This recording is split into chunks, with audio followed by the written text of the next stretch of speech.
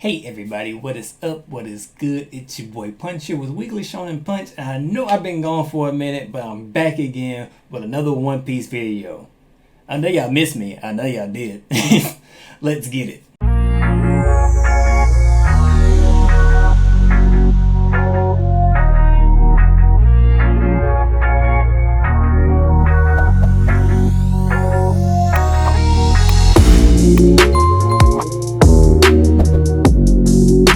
And this chapter was a pretty good all-around chapter. The biggest thing that stood out to me though, and that I've been seeing amongst the community, is how in the world does Kaido know about Joyboy? And it kind of took me by surprise too, because it was never explicitly stated that he would know, especially after watching Oden and Roger's journey. It seems like they didn't find out about Joyboy until they started reading the poneglyphs and things like that or whatnot.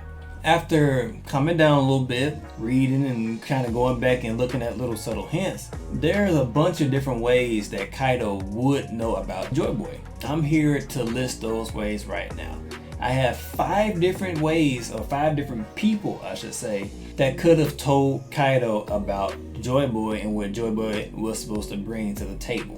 So without further ado, let's get into it. Here are the 5 people that I think could have told Kaido about Joyboy. Rocks, Oden,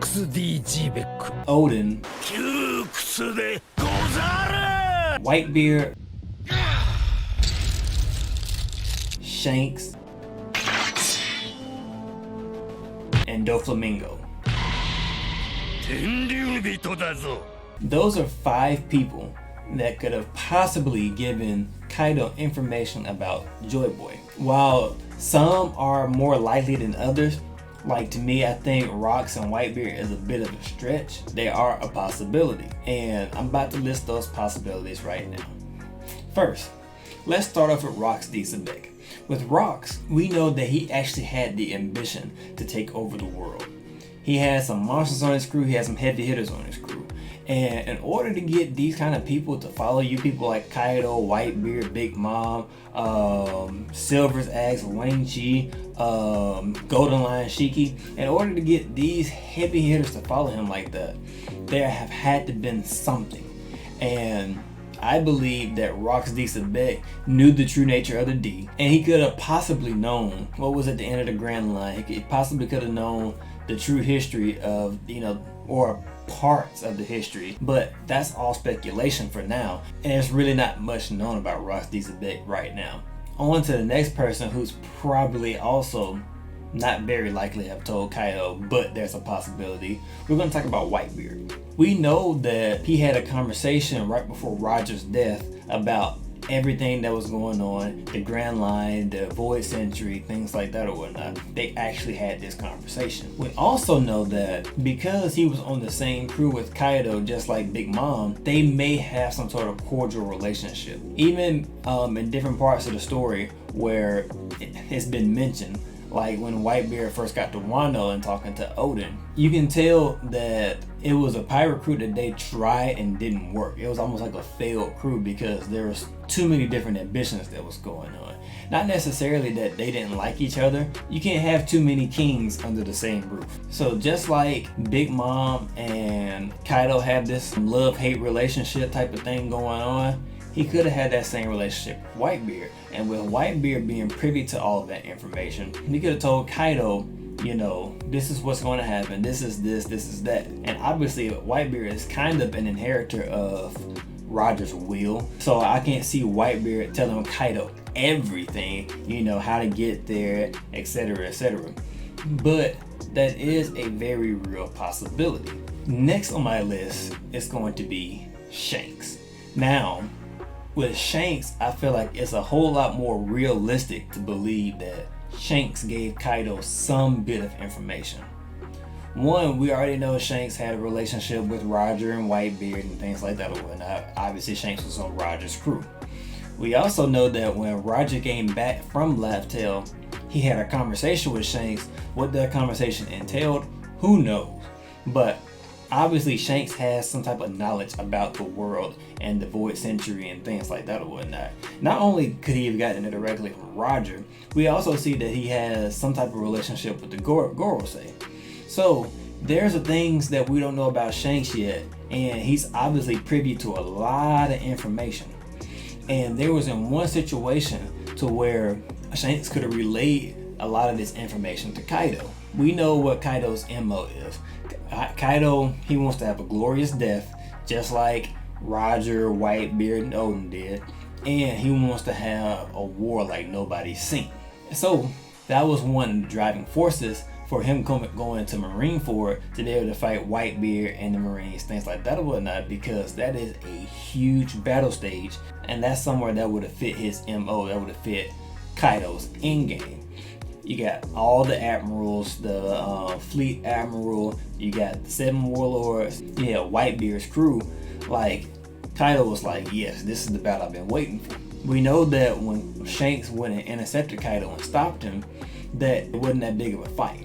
It was probably more so of a clash and then a conversation. And the reason why I think that Shanks was able to talk Kaido off of that ledge is because Kaido knows that Shanks is privy to a lot of information, and Shanks probably told Kaido during that time that, hey, how about I offer you a bigger stage? I know you're occupying Wano. Here's what's going on. And that's when Shanks could have told him about Joyboy and the coming war and things like that or whatnot, because obviously Shanks would have been privy to that information. That's the only thing that I could see that would have stopped Kaido right then and there. Either that or some really, really good sake that he's never had, because he's a lush too. But but really, I mean, y'all tell me, y'all let me know in the comment sections, what do y'all think about that? Because I really and truly believe that that could have been a bit of information that would have caused Kaido to turn around. And it could have been further confirmation from something that Kaido had gotten from other people, which brings me to my last two, who was a little bit more likely to be able to give Kaido that information. And let's go with Doflamingo before I finish it off with Oden himself. We know that Doflamingo is a celestial dragon. We know that he knows of the secrets of Mary Joie and things like that or whatnot. So, obviously, he knows about the Void Century, and he knows the true meaning of the Will of D, and he more than likely also knows about Joyboy. And we know that Doflamingo was preparing weapons and things like that or whatnot for Kaido in order to have this big giant war, because in Kaido's speech, he even said it, hurry up, get these preparations ready so we can make this happen. So either Doflamingo told him about it before Shanks had a chance to tell him about it, and it kind of confirmed it for him, or Shanks told Kaido about that information, and Kaido went and confirmed it with Doflamingo because he knew Doflamingo would know. But that's in my head, and that's what makes sense to me. And finally, the most logical thing is with Oden. We know that Kaido had a lot of respect for Oden, and the way that he died, the way that he lived, and things like that or whatnot. He respected Oden as a fighter in the same way that he respected Roger and Whitebeard. He did think he was a bit soft, but he really, really respected him. He also was aware that Oden had traveled with Roger to Laugh-Tale, and it was explicitly stated in the manga that this happened. And then the last thing, when in Oden's final speech right before his death, he preached out to his retainers, open the borders of Wano, and told Kaido, don't underestimate my retainers.